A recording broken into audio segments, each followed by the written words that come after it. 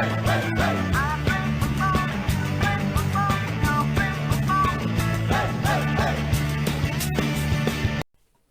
so welcome back to the Rory Football YouTube channel. This is my first video of this ilk since I hit 1,000 subscribers, so thank all of you who subscribed. You will regret it. This channel is shit. But yeah, anyway, football banter. We all experience it. It's unavoidable. It's evolved over time from Goals and Gaffs DVDs to chain office emails to Twitter and Facebook accounts dedicated to bringing you your weekly dose of football banter every Monday morning. So integrated into football media culture, you just know that any message that has been forwarded many times into the group chat is going to be some sort of gentle ribbing about your striker's goal drought. So what I thought I'd do is put together a team of players who are regular faces on the football banter scene. Players who have single-handedly kept the admins at Paddy Power and Sport Bible in employment over the past 10 years or so. Players that, no matter how distinguished and successful their career, will forever be remembered for one mistake or one element of their private life which cast them into a life of memehood. So yeah, welcome to the Football Banter 11. Goalkeeper Wayne Shaw, the man who reinvented the genre of goalkeeper banter. As the likes of Rob Green and Loris Karius have found out, goalkeepers normally find their embarrassed face spread across the internet after a fumbled shot or cross or maybe a misplaced back pass. But Wayne, Big Wayne as I'm sure his mates know him, totally blew that out of the water by eating a pie at half time during Sutton United's FA Cup game against Arsenal. It turned out to be staged or something, didn't it? And he got sacked, but for a week or so, Wayne Shaw was king of the big men and also first choice goalkeeper in the Football Banter 11. Right back Jose Basinga. Yeah, Jose Basinga may have 2 European Cups to his name, but unfortunately his face only has one eyebrow, and that's what got him all over the Football Banter pages in, I think, like maybe the early 2010s. I never really understood why this was a thing. Like, I was looking back at some of the old memes now, and they're as unfunny now as they were back then, but that alone will secure him this place at right back. Centre back Phil Jones, somehow still at Manchester United and somehow still in his 20s, Phil Jones is a legend of the football banter scene. All those years of those ugly, funny, amusing faces means he'll probably get a statue built outside of the offices of Sporf.com, the amount of content he provided for these people. And with him being younger than we all thought, we've probably got a few more years left to come of Phil Jones faces. Centre back John Terry. The captain on our side is an absolute meme machine. John Terry has not one, not two, but 3 very prominent banter points for the Twitter comedy club to delve into.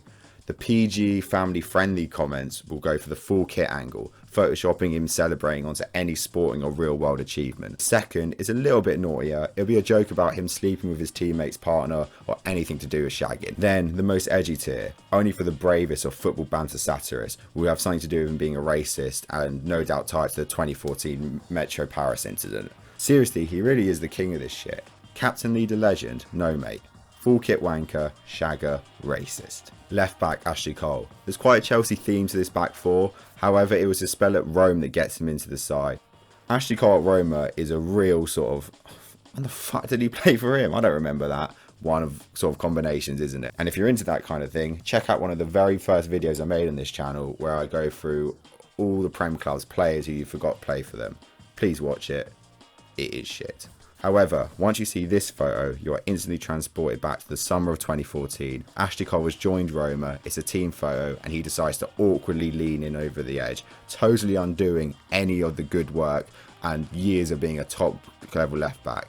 Most examples I'm using in this video have sort of died out and fulfilled their life cycle of being a meme, from being slightly amusing to being annoying to your dad's Facebook page. However, this Ashley Cole meme actually resurfaced only a couple years ago when lockdown started, so for that reason alone he has got to be back into this team. Into our midfield, right wing Arjen Robben, one of my all-time favourite players and in my opinion one of the best wingers of all time. Unfortunately, Robben was subjected to 2 consistent banters throughout his career.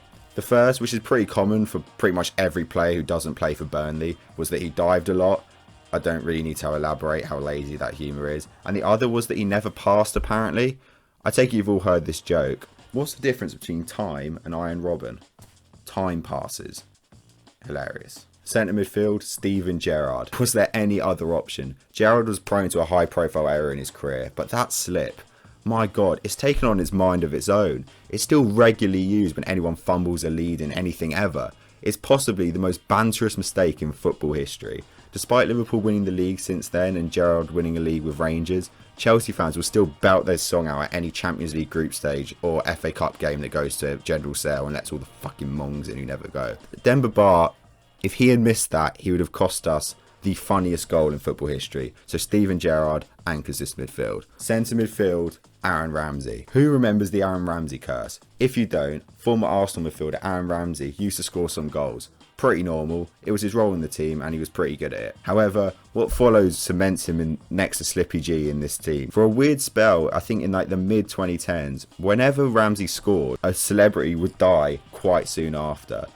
Seriously, from Bin Laden to Bowie, Aaron Ramsey is responsible for the death of many celebrities, famous or infamous. Skeptics will say it's coincidence, but try saying that to the families of Alan Rickman and Whitney Houston.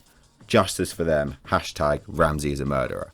Left wing, Ashley Young. A bird shit in his mouth during the game. Like, there's no coming back from that. Hide behind your Scudetto all you want, Ashley, mate. You're a meme now, and that is who you are. You will never escape that life. I'm sorry, that's just how the universe works. I don't make the rules. Nothing really more to say on Ashley Young. Striker, Peter Odemwingie. We've got a killer strike partnership here, lads.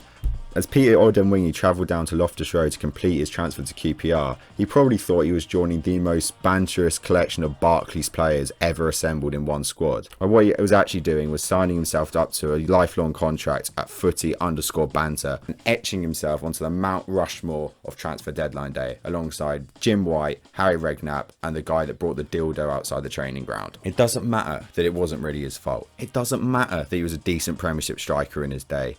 All that Mr. Odemwingie's legacy will be is him sitting in his car in the Loftus Road car park. That's it. And finally, partnering Odemwingie, and I do feel like I'm saving the best to last here, Nicholas Lord Bentner. Quite possibly, and I've given this some consideration, the least funny joke of all time. Like, seriously, what was the joke? I vividly remember sitting in a classroom at school, being the only lad on the table who wasn't in on the Lord Bentner joke, and here I am 10 years later, still not understanding it. Was it because he had long blonde hair? Because I had long blonde hair and no one called me a lord. They'll call me... Actually, never mind what people used to call me. But yeah, can someone actually explain the origin of the Lord Bentner joke? Because I still don't get it. I still don't understand why it was funny. But yeah, Lord Bentner has to feature in the Football Banter 11. I think that perfectly concludes our 11. I'm really happy with it, but we're not quite done yet. As a manager, we've got to have Kepa Arrizabalaga because of his League Cup final antics, which led to endless hilarity on Twitter, even though it was a mix-up and it wasn't really anyone's fault. But never mind, don't let facts get in the way of a good meme. And where are they going to play? It can only be the Etihad, or the empty had to comedians. I can't believe people still find those jokes funny. And that's it. We've created the ultimate footy banter team and manager and given them a stadium. So yeah, that's it. This video took a long time to make because I've got to be honest, I gave up on the idea halfway through. It was that bad. So we're now at the point of this channel where even I can't make it through my own video. So if you've made it this far, you're an absolute legend, but you probably need to get a social life. Got some more content coming. It'll be of this standard or lower. So if for some reason you're a fan of this, please subscribe. And yeah, not much really more to say. If you think I've forgotten any brilliant bits of comedy gold, please comment down below and tell me what I've missed. But yeah, this video has gone on way too long. I'll see you when I next have something to make a video about in a bit, everyone. We're gonna play football.